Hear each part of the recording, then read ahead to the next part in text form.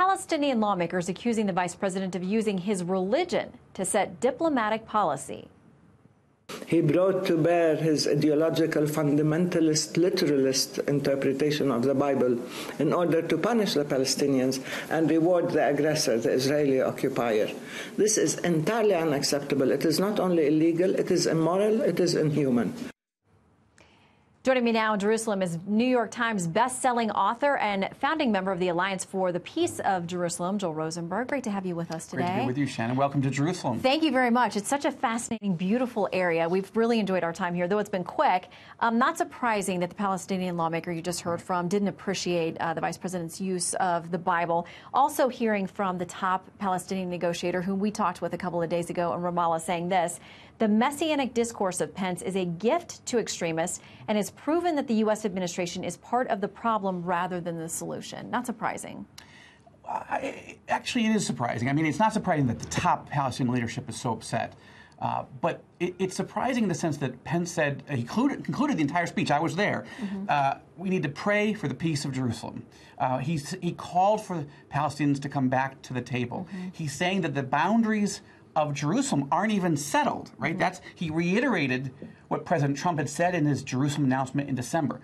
The point is, this is the moment for Palestinian leaders to say, they're not negotiated, they're not final, great, let's have that discussion.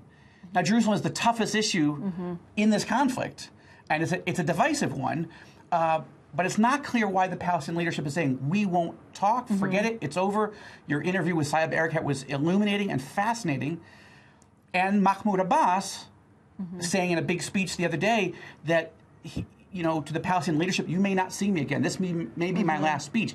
We may be heading for a post-Abbass era. It's not clear where the process goes from there, then. Yeah, and it's interesting because with Erekat, I continually pushed the fact that the president did have nuance to what he said, that he wanted this to be about, we're not deciding the borders or the boundaries, we're not making any final assessment, we're the U.S., we're outside, we're just saying that we're recognizing Jerusalem as the capital, you all will work out those details. To Erekat, there was no difference. He said, we heard the headline and that's it. That's right, and I think that's a challenge. I know that Vice President Pence spoke to President El-Sisi in Egypt and in King Abdullah in Jordan about this, which is a very sensitive issue. But it is interesting that effectively what the president and vice president are saying is West Jerusalem is a set issue. And it has been. The Palestinians aren't asking, really, I mean, at the leadership level, for West Jerusalem. So the debate is over East Jerusalem or some neighborhoods in East Jerusalem. So if they don't negotiate, then generations of Palestinian suffering go on ad infinitum. It's not clear how this leadership, Abbass and Erekat, what their plan is. We pray for Saeb Erekat. You were talking to him about his health. He's just had a lung transplant in the United States. I'm so glad that has gone well. But these men seem tired of and I think everybody in the region is tired of the fight. But if you won't sit down and negotiate, it's not clear how to make the situation better. Right. You don't have a voice. I thought the Pence speech was excellent in calling for peace, saying and clarifying the president's positions, but affirming that the United States is with Israel as an ally, but it's also with Jordan as an ally, Egypt with an ally. And in fact, Pence noted, many people think peace is not possible, but this is not theoretical.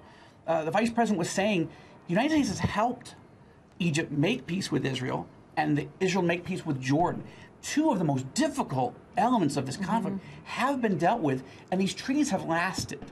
So the question now is, but it lasted, that those treaties happened because men were willing to sit down and make hard choices face to face.